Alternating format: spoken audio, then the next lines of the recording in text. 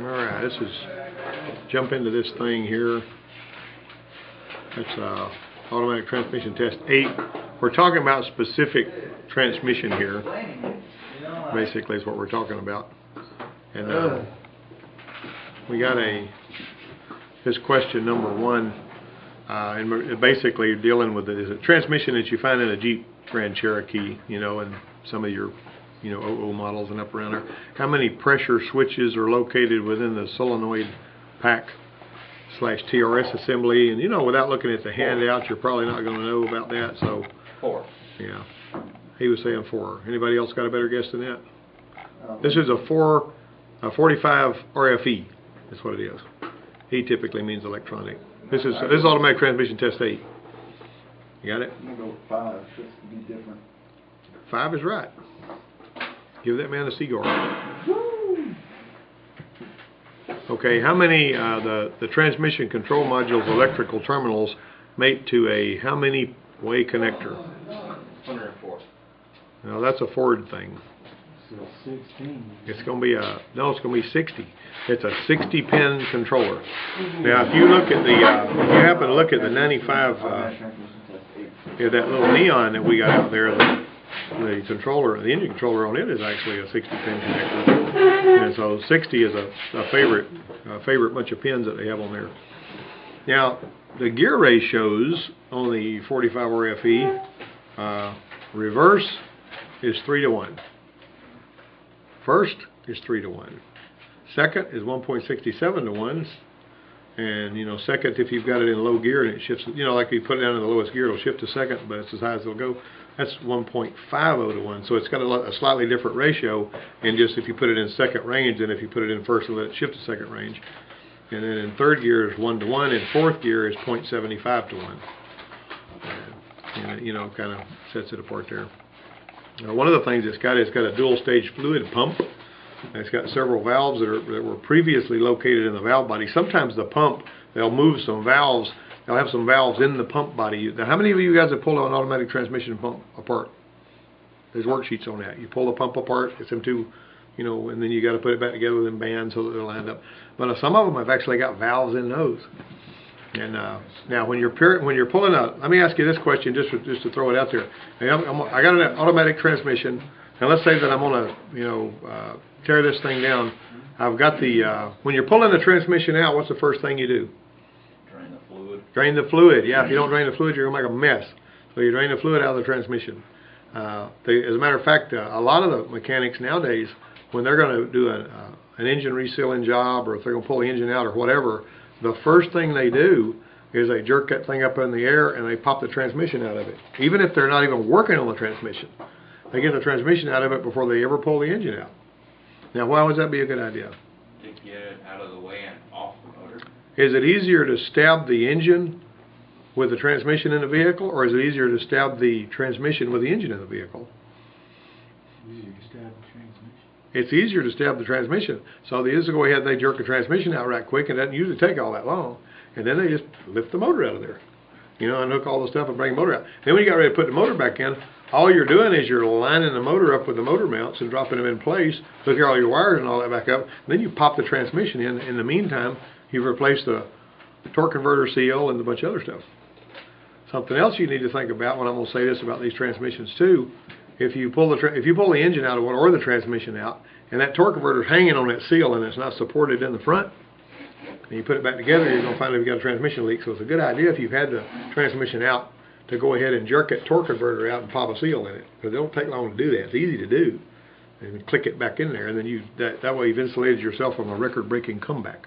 Well, what happens when, let's say you put a motor in, you leave the transmission in there, maybe because you wanted to do it that way, and you stab the motor back in, and when you're done, you find out that you got a transmission leak, drip, drip, drip, drip, drip, that you didn't have before, because you've egged the seal because of the way the torque converter on it. See, so it's always a good idea to replace that torque converter seal.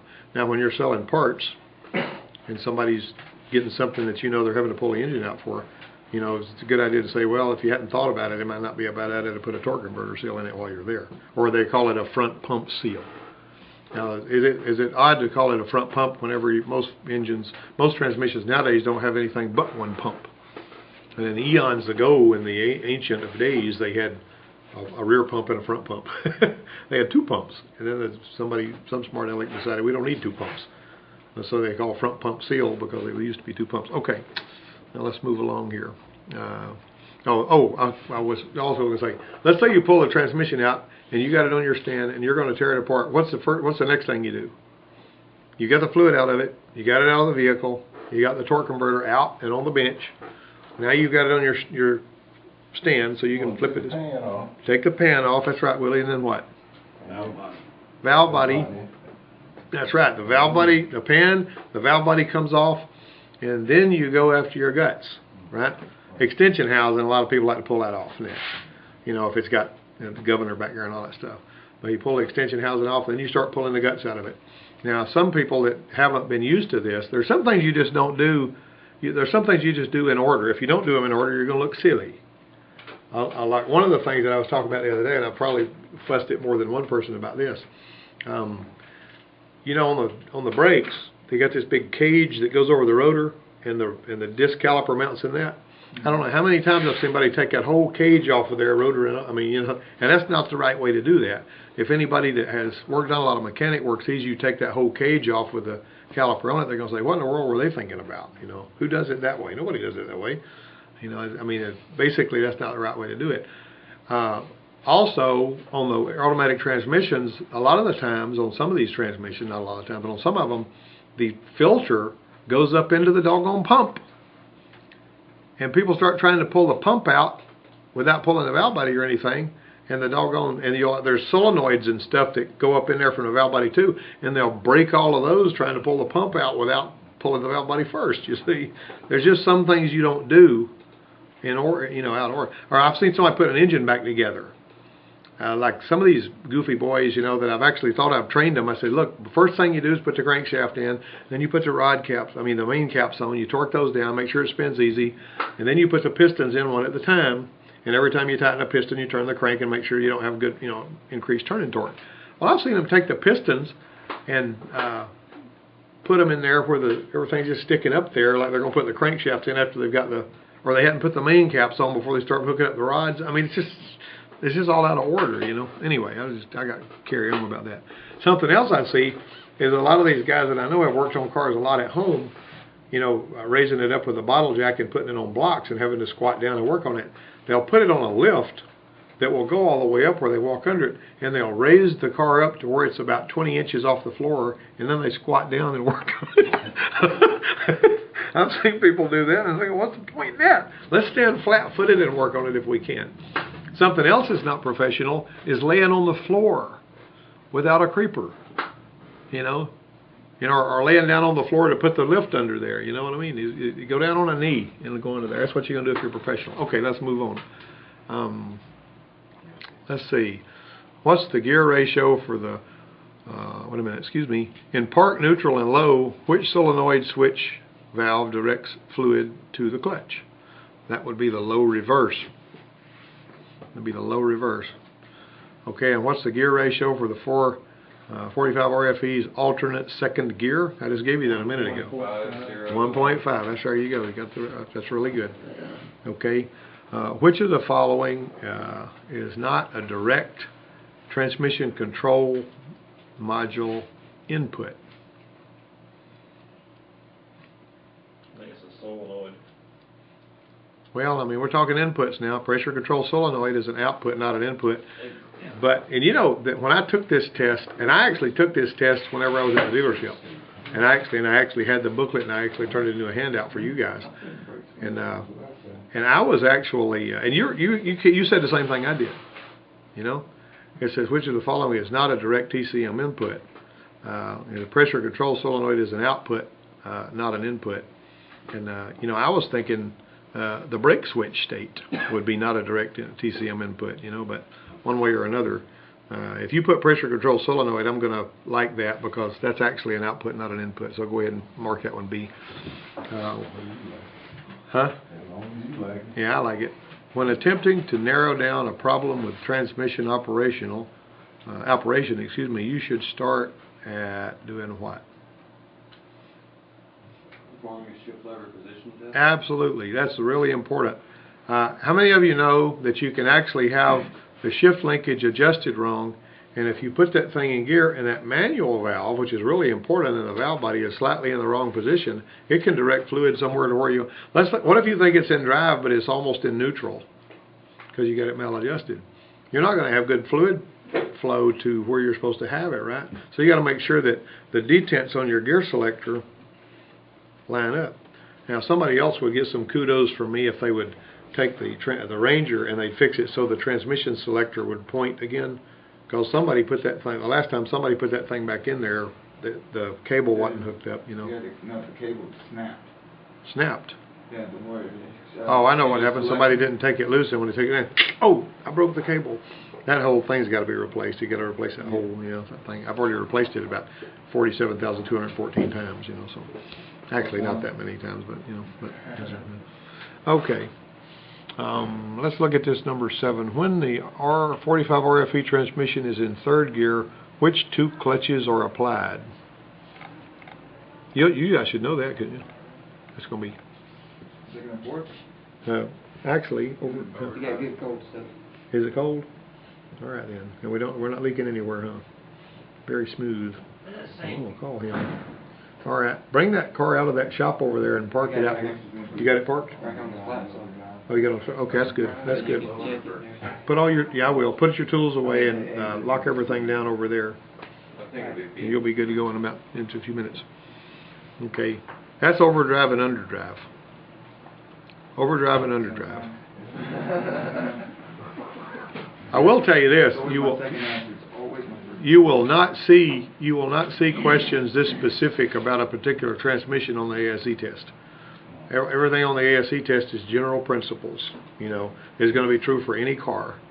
You know, they're not going to have anything. It's just only true for one car, because they always have a big round table of people from all of the manufacturers up there putting the test questions together, and they're going to beat their heads together and make sure that somebody they're not going to stack the test so that nobody but a Toyota mechanic can pass it. They're not going to play that game.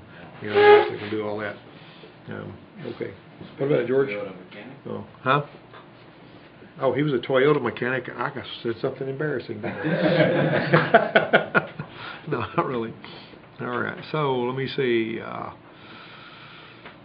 Which of the following valves is not located within the dual stage pump assembly? You should be able to figure this one out, guys. Huh? C. C. That's Maybe right. I'll check the transmission fluid in it too, because it lost some when I pulled that convector off. Well, take care of that for me. You got a few minutes. All right then. All right then. What? Somebody figure that out. Look at those answers and tell me which one's not in the pump. Converter, clutch regulator, Manual valve. Well, what is the manual valve? That thing is connected to the Prndl stick. stick. The Prndl stick. You ever heard of the Prndl stick? No. You know that thing that says PRNDL that you do this? That's the Prndl stick. It's connected to that. If it's connected to that, it's not going to be in the pump. It's going to be in the valve body. You guys, come on. Webb, are you awake? All right. True, false. The middle of the operating range on the transmission fluid dipstick is the target level on a hot transmission. Now, how many of you know the transmission fluid expands and contracts? Yeah, it's got 2 readings on that stick though. That's actually true. That's true. Yeah, that was the law of that was Murphy's law thing. You know how I told you that if you want the lights to all be green going through some town when you're in a hurry, if you fill your mouth up with Listerine and need to spit, every one of them will be green. They'll all turn green. And the more you need to stop for any reason at a red light, the more that light's going to be green. You're going to keep on going. You're going to have green lights and blue skies. Hey man, it works. It does. You load your mouth up with something like Listerine that you need to spit out, and you can't spit it out going down the road because you get it all over the side of your car. If you need to stop, that light's going to turn green every time. All right, so I say that every time. I'm probably 90% of the time it'll turn. That's what I found out. I demonstrated it with my wife one time. She was amazed. And she said, "How are we going to get through all these lights?" I said, "Watch this." And I loaded my mouth with Listerine. They turned green. We went all the way down with the stop. She was laughing for it. Okay, if the shift lever is in the drive, incidentally, number 9 was true, remember that now. If the shift lever is in the drive position and the 4 or 5 RFE transmission goes into limp-in mode operation, what gear will the transmission be in? Second. I think third. There was a guy that came to me one time with this Jeep that he had rebuilt the transmission on. He took it to his Watch it be first. transmission shop, and it was a little, like a 89 Cherokee or something. And so he pulled up there. He's a nice guy, you know. He just walked into my stall and he goes, I got this transmission that won't shift. I can shift it manually, but I can't get it to shift automatically for nothing. And he says, and I already pulled this thing out and I put clutches and seals and cleaned the valve body and all that. And he says, I still can't get it to shift. It starts out in high gear unless I, manually shift it out in low. He said, you can drive it all day if you don't mind shifting it. He said, I've had it in my shop for 6 weeks and I pulled it out 2 or 3 times. The transmission stories where you're beating you up. And he said, can you give me any idea where I need to go with that? And so I got in the passenger side and I reached up under the dash and I pulled the little wire harness down going to the transmission computer, and there was an inline fuse there and it was blown. Stuck that inline fuse in there and he it shifted just perfect. Well, I told you this story the other day. This girl that was in my program named Alicia, she came in here and she said that her transmission wouldn't shift. She put it in gear, it's taken off in high gear, and it was a Pontiac Grand Am. And I told her to check the fuses. Now, to her dad, this sounded like what the parts guy was telling you, did you check the tire pressure or whatever. He said, that's the stupidest fool thing I've ever heard. And so she listened to what I told her, and she checked the fuses and found one blown or somebody had moved one or something, and she put a fuse in there and she had all her gears. Well, see, if the solenoids in the transmission aren't powered up, it's going to default to a certain gear, which will usually be a gear that will take off and you can drive at highway speed safely without overrevving the engine. But it's not going to take off really strong in traffic. It'll be in 3rd gear all the time, you see. A lot of times when you're troubleshooting one, if you drop it all the way down in low and then you shift it up to 2nd and 3rd, you can get some ideas about what's wrong with it too. Anyway, but 3rd gear is what it takes off in. 3rd gear. All right. Now, does everybody fully understand this now? Yep.